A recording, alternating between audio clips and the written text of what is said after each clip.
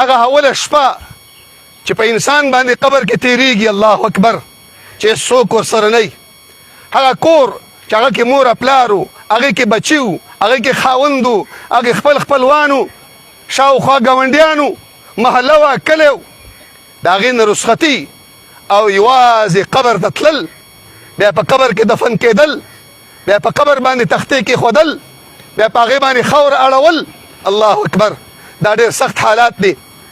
محترم ورونو، حدیث کې راځي نبی علیه الصلاة والسلام فرمایي قبر باندې هېڅ یو ورځ نه تېرېږي مګر دا قبر اواز کوي، انا بیت الوحده، ای د الله بندګانو زه د یوازیوالي کور یم، انا بیت التراب، زه د خاورو کور یم، انا بیت الوحشه، زه د ګبراهټ او د یرې کور یم. لیکن محترم ورونو، هغه انسان قبر کې کامیابیږي چې هغې په دنیا کې د کامیابۍ او د نجات ژوند تیر کړی. الله اکبر، د الله رب العالمین سره تعلق جوړ کړی، هغه نیک انساني، هغه نیکي کړي، هغه عمل صالح کړی، د هغه تعلق د الله رب العالمین سره، هغه د حرامو نه ځان ساتلی، هغه د منکراتو نه ځان ساتلی، هغه د منهیاتو نه ځان ساتلی، د الله رب العالمین په اوامرو باندې عمل کړی، د خپل ځان حفاظت یې کړی، د ژبې حفاظت یې کړی، د سترګو حفاظت یې کړی، د خپو حفاظت یې کړی، د لاسونو حفاظت یې کړی او د حرامو نه ځان ساتلی، د الله او د الله د رسول د مرضۍ مطابق ژوند یې تېر کړی. داسې انسان کامیاب دی. محترم ورونو، داسې انسان ته قبر خوشحالیږي، د داسې انسان قبر اکرام کوي، د داسې انسان ملائکه اکرام کوي، د داسې انسان الله رب العالمین اکرام کوي. او چې بیا قبر کې د انسان نه تپوس کېږي، محترم ورونو، مشهور تپوسونه دي، من ربک وما دینک ومن نبیک. محترم ورونو، کوم انسان چې دنیا کې د خپل رب سره تعلق او د خپل رب سره دارنګه تعلق او د رب العالمین عبادت یې کړی، الله سبحانه وتعالی پیژندلی چې الله رب العالمین زما اله دی، زما معبود دی، زما رب دی، او د یو اله او د یو رب العالمین عبادت او بندګي کړي. محترم ورونو، او د رب العالمین سره تعلق، رب العالمین پیژندلی، د الله رب العالمین د کتاب سره تعلق، د الله سبحانه وتعالی عظمت، کبریا او د هغې لویوالی، د الله رب العالمین ذات، د رب العالمین صفات هغې په قرآن کریم کې پیژندلی او د رب العالمین سره تعلق، نو هغه به ورته وایي چې ربي الله، رب زما الله دی. ملایکو له به جواب ورکوي او بل تپوس کته کوي چې وما دینک، په کوم دین باندې وې، په کوم ملت باندې وې. محترم ورونو، د کوم انسان تعلق چې د الله رب العالمین د دین سره، الله رب العالمین دین پیژندلی، د الله رب العالمین په دین باندې عمل کړی، نو هغه به وایي چې دین یې الاسلام، دین زما اسلام دی. او دریم تپوس ومن نبیک، ستا پیغمبر څوک دی، ستا نبی څوک دی، او تا د چا اتباع کړې وه، تا د چا تابعداري کړې وه، دنیا کې چا پسې روان شوی وي، ستا قائد څوک و، ستا مشر څوک و، ستا امام څوک و.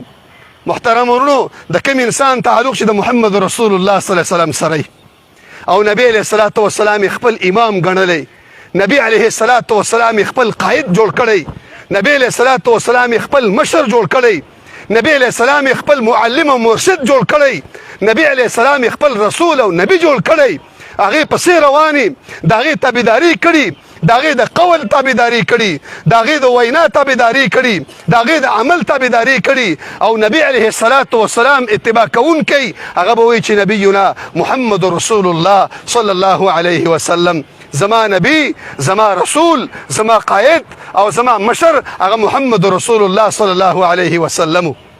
محترم ورونو، ملائک به ورته وایي چې دا تا کوم جوابونه را کړل، دا جوابونه تا چېرته زده کړي، هغه به ورته وایي چې قرأت کتاب الله، ما د الله کتاب لوستلی، قرآن کریم مې لوستلی، هغه مې زده کړی، هغه مې معنن زده کړی، تفسیرا مې زده کړی، او د هغې الفاظ او معنی مې زده کړي، هغې کې ما خپل رب هم پېژندلی، خپل نبي مې پېژندلی او خپل دین مې پېژندلی چې هغه اسلام دی، ځکه مې دا جوابونه درکړل.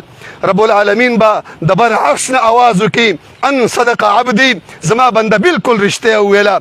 رب العالمین به د عرش نه تصدیق وکي، ملائکه ته به وایي چې زما د دې بنده اکرام وکړي، زما د دې بنده میلمستوب وکړي او د جنت د قالینونو نه ولا یو قالین وغوړوي په دې قبر کې، او دارنګه په راحت باندې په خوشحالۍ باندې او دارنګ په اطمینان او سکون باندې زما بنده په دې قبر کې ژوند تېروه. الله اکبر.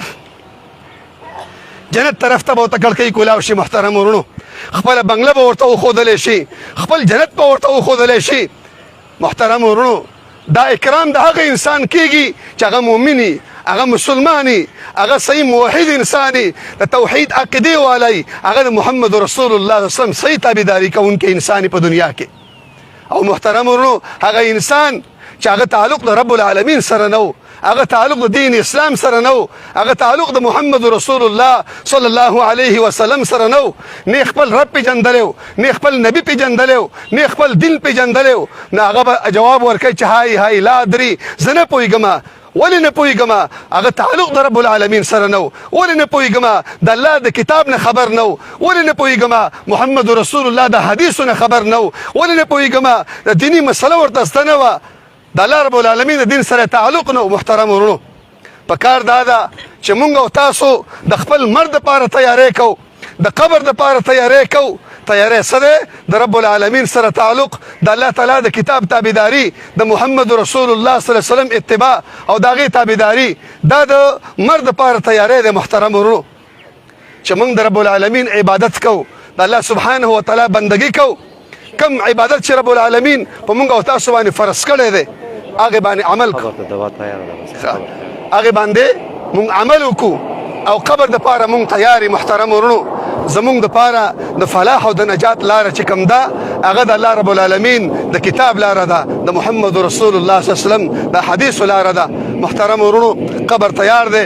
نبی علیه الصلاة والسلام به هغه وخت کې دعا کوله چې کله به قبر تیار شو او دارنګه میت مړی هغه به دفن شو او د هغې د تثبیت او د کلکوالي دپاره چې د هغه نه ملایک تپوس کوي، نبی علیه الصلاة والسلام به فرمایل چې تاسو د هغه د کلکوالي او تثبیت دپاره دعاګانې وکئ چې الله سبحانه وتعالی هغه له په دغې سوال جواب کې ثابت قدمي ورکړي. موږ هم دعا کوو قبر خواته انشاءالله العزیز چې الله رب العالمین زموږ د بورکۍ له ثابت قدمي ورکړي او الله رب العالمین د قبر په سوالاتو جواباتو کې کامیابه کړي. واخر دعوانا ان الحمد لله.